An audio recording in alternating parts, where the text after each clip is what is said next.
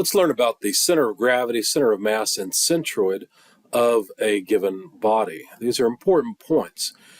They are unique points within a body, regardless of the body shape, whether it's a volume, a lump of mass, whether it's an area, whatever it may be.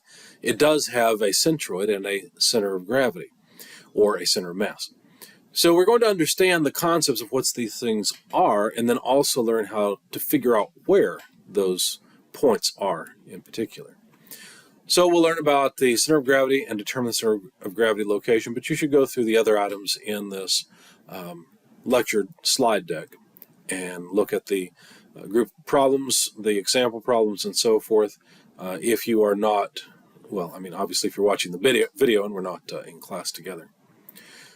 Applications of this. Well, if you want to support a mass, a large mass like a water tower that's full of water, well, you need to know where the center of that mass acts. In other words, where the Earth is pulling down on every droplet of water in that tank. But if I take that water as one massive body, where exactly does the resultant of all of that add? Where could I say, you know, the weight of all this water acts? What point does it act through? That's really important, because if you have a tank that's cantilevered out, obviously that's not as good as having something that's more centrally supported, because you know, you want the structure to be efficient. You don't want to use too much material. It makes it difficult to build, relatively expensive, although material costs aren't usually the main cost. But you can end up with all sorts of problems if you don't really understand the design and don't design it well to solve the problem. So where does all of this force act? So how can we determine the location and the line of action of these resultant forces and the total weight and so forth, so we can determine where to provide support? There are many other applications. If you think about an SUV, something that's supposed to go off-road, a lot of SUVs are not supposed to actually go off-road, but ones that are, what might make it tip when taking a sharp turn? You want a vehicle to be stable.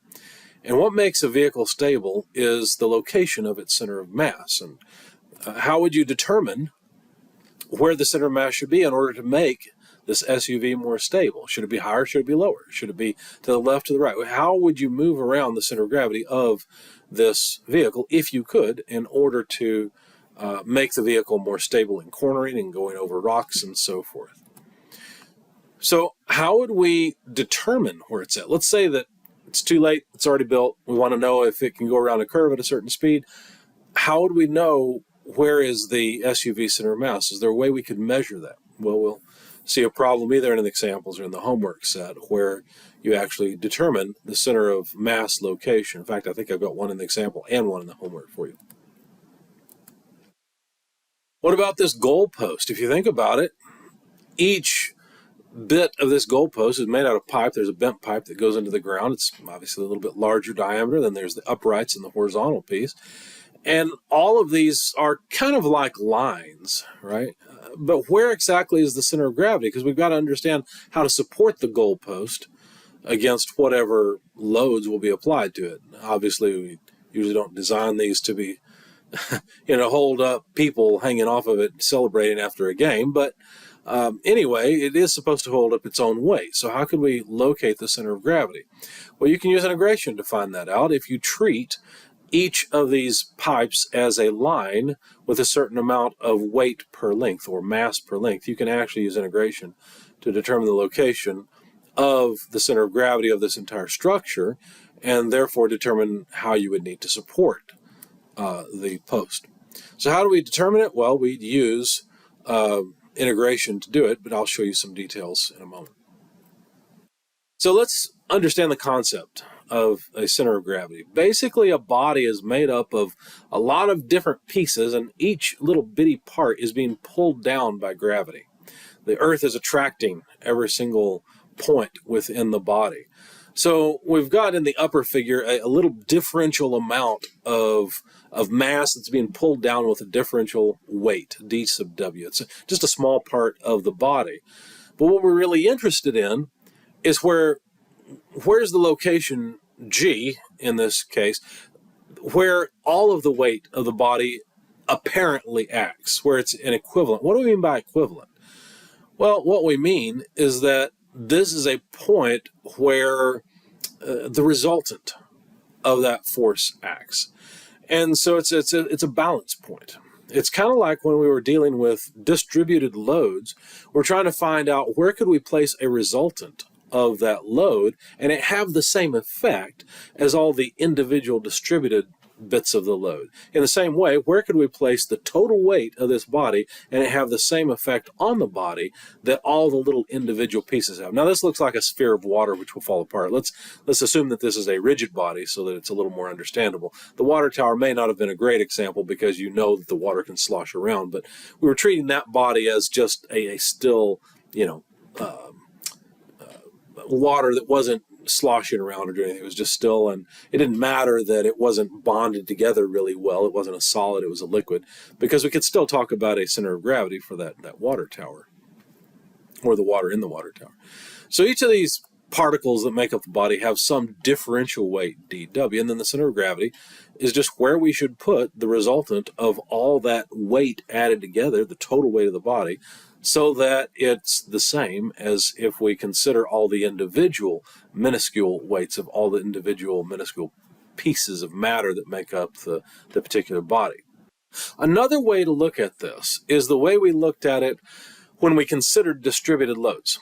Remember that what we did was we said, you could break up the distributed load into little bitty pieces and then imagine that you're trying to make sure that the moment of each of those little pieces about some arbitrary point balances an equivalent or a resultant at some particular distance that was yet to be determined.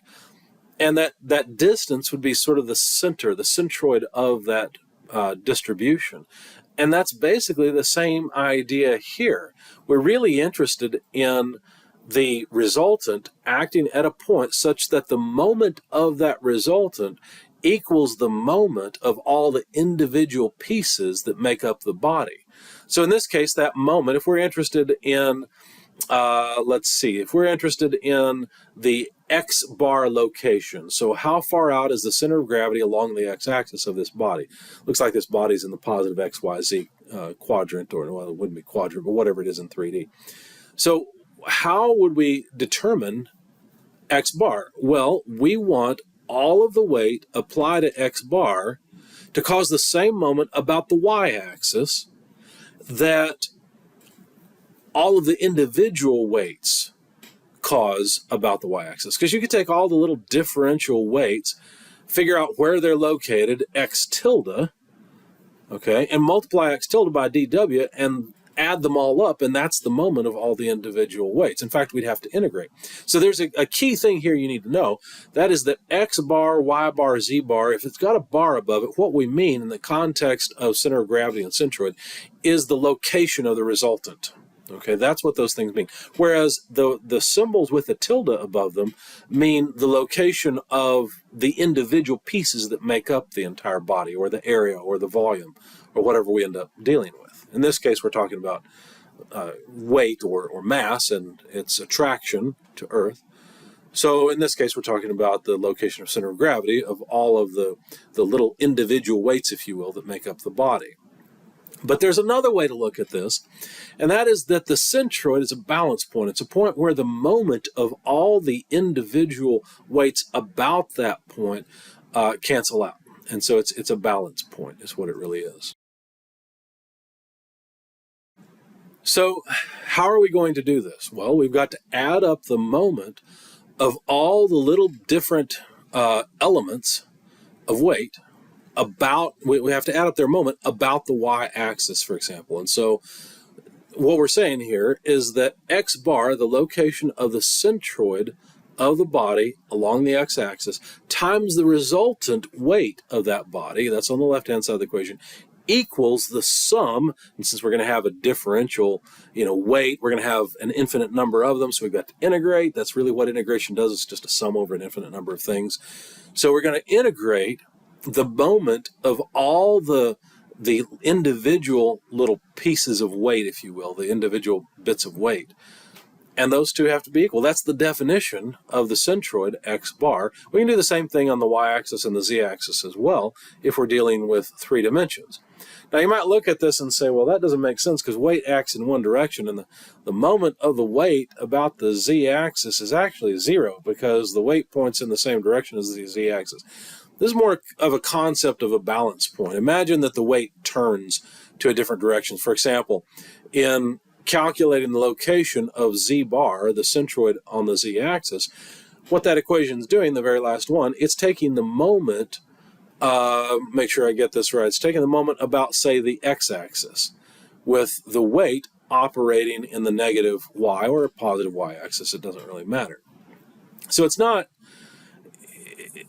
like you have a body and you're trying to find the balance point of that body, and you can rotate the body relative to the gravity field and just put your finger on it and find where it balances. Okay, so that's really what we're doing here with these three equations. So if we just rearrange these three equations to solve for the centroid locations themselves, x bar, y bar, z bar, then we realize what we need to do is rearrange the three equations I've already given you as the integral of the moment in the numerator and then all of the weight in the denominator. Now, the way it's written here is just a fancy way of writing all of the weight. It's the integral of all the differential weights. In other words, the addition of all these little bitty weights added up. Why they wrote it this way, I don't know. It doesn't really matter. But in the first set of equations that I've got for you there, the weight is just W in these equations in the box. The denominator on the right-hand side of each of these, it's the same thing. The integral of the differential weight is just the weight. So you could just replace that in your book if you want with the total weight. That's fine. So we've got these equations from the last slide, and we were really talking about weight because conceptually a balance point is something that's easy to understand. You know, we've probably all taken a ruler or something and, you know, tried to find the location of the balance point, and, you know, you finally find it and there it is, but you could turn the ruler the other way and do the same thing, right?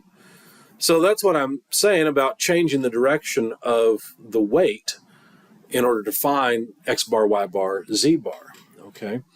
But the center of mass is not always what we want. If a body has mass that's distributed uniformly, then certainly the balance point in the centroid will be the same position. But if we're not interested in the center of mass, maybe we're interested in the center of volume or the center of area or the center of length. In the goalpost, for example, we were interested in the center of length. Where is that located? Well, we can replace weight in these equations by either volume, area, or length, and they still work just as well. Our balance is a little simpler, especially in the case of length, for example, but let's think of area. In the case of area, what we're doing is we're just breaking up the area on one side of a scale and comparing it to the centroid on the other side of the scale. It's like we have a balance point halfway in between the two. And all we're doing is saying, well, how far over do we have to put the resultant of all this area, an equivalent area, to have the same moment about, you know, an axis as all the individual bits that make up that area have. And so what we end up with is the idea that we're looking for the geometric center. That's what a centroid really is. It's the geometric center, but it doesn't have to be, like I said, it can be the geometric center of a volume, an area, or a length, any one of those things, okay? Now, if the mass of a body is uniformly distributed, then the center of gravity and the centroid lie on top of one another. And I can't think of an example where the center of mass and center of gravity are not on top of each other. So as far as I can tell, center of mass and gravity are always on top of each other. But the centroid, the center of a volume, is not necessarily the same point as the center of mass. For example, if you think of that SUV we saw a little bit earlier, there's a lot of volume removed from it, right? Places for people to sit and store things. And so the center of mass is not coincident with the center of volume in the case of that SUV. This is actually an interesting thing when you start to deal with submarines that go under the water and are displacing water. Then you have a so-called center of buoyancy, which is actually the centroid of the water that's displaced, because the water is pretty much uniform. And then the center of gravity of the submarine is in a different place. And you actually need, there's an important relationship between the two so that the submarine is stable, but that's a topic for another class. Anyway, So if an object has an axis of symmetry, then the centroid will lie on that axis. Not necessarily the center of mass, but the centroid will lie on that axis. Now, if you have a body or an area, for example, like the rectangle in the first picture there, that has two axes of symmetry, then the centroid will lie at the intersection of those axes. So that's just something to know and remember. The cylinder, for example, has, three axes of symmetry, and so its centroid lies at the absolute center of the cylinder. Now, there are some reference pages in your book that you need to find. If I remember right, they're near the end of the book, but I think they're in the appendix. But you're looking for properties of area. That's the key. And you should bookmark that page because you need to get to that page quickly when you're trying to work homework or exams or whatever. And you probably don't want to go through the integration every time you have to find the centroid of some shape that's, a regular shape that's common, but is not particularly easy to find. For example, did you know that the centroid of a semicircle is up from the middle line, the diameter of that semicircle, by 2r over pi? I mean, you could figure that out by integration if you really want to, but who really wants to, right? It's already done. So you need to go and bookmark those pages with a tab or something in your book so you can find it easily. And of course, you're welcome to use that information on tests and homework, etc. I don't expect you to memorize these things. So how are we going to determine the centroid of, say, an area? Well, we have to choose an appropriate differential element and a point, some way of defining the location of all this area. And we have to have some description of the area. And what I mean by that is some relationship between x and y. So where's the locus of points that define the boundary of the area? So that's usually some function y equals f of x. And then we have to actually integrate along that entire area. You'll see in my examples how to choose either an x direction or a y direction. Some are easier than others depending on the problem, but look in my example problems to see how to do this. So you always want to end up expressing the differential area in terms of a differential length along either the x or the y axis. Now we're talking about area and volume. It could be a differential x, y, or z potentially that you'd want to express a differential volume in. But for the case of area, you're going to have either a dx or a dy term that you use to express dA. And then determine the coordinates, which are x tilde, y tilde, of the centroid of the element, because what we're doing here is we're approximating, think of a function going along, x versus y. What we're doing is we're breaking up that area into little rectangles and calculating the moment of each of those little rectangles, those little differential areas about an axis. And so what we need is a way to determine the centroid of the differential area itself. That's what x tilde and y tilde refer to. So that way we can actually perform the integration, okay? So then in order to integrate, we have to actually express the integral limits and the variables and things in the equation we've come up with. Remember, we're going to use that equation I showed you. For example, x bar equals the integral of x tilde dA, which we'd have to express the differential element in terms of x, right, divided by all of the area. So we'd have to work all that into the equation so that we can actually integrate the equation, and then to perform the integration in order to locate the center of the area, the centroid of the area. Now, it's basically the same sort of steps for center of gravity or center of mass, and this list, while I've sort of gone through it with you, probably still doesn't make a lot of sense. So go watch the example problems and look through the examples in this slide deck in order to understand how this process works. It sounds scary because it's integration and calculus and all that. It's really not too bad, and you really only need a couple of basic integrals in order to determine the answers here. One thing I do recommend, make sure you learn how to integrate with your calculator. Even my little simple Casio scientific calculator has an integration button on it right there, and it can do integration between limits. I'm sure all of you have some type of calculator. Most of you probably have graphing calculators. You're welcome to use those on the test. If you are really concerned about integration, don't panic. You're welcome to use tables of integrals. You're welcome to use your calculator. I don't care about, this is not a calculus class. We just need to use calculus. And so as you go through the example problem videos, make sure you're trying to perform the calculation or the integration with your calculator as well, so that you learn how to use it. Now, how to use your individual calculator, I can't help you much there. I figured out how to use mine, and I've kind of forgotten since then. But if I had to, I'd go look in the manual and figure out how to do it. You can probably find a video on YouTube or wherever that will tell you how to use the integration function on your calculator. Make sure you sit down and spend some time and learn how to do it, and use it on your homework as well, because I really want you to know how to do this for the sake of exams.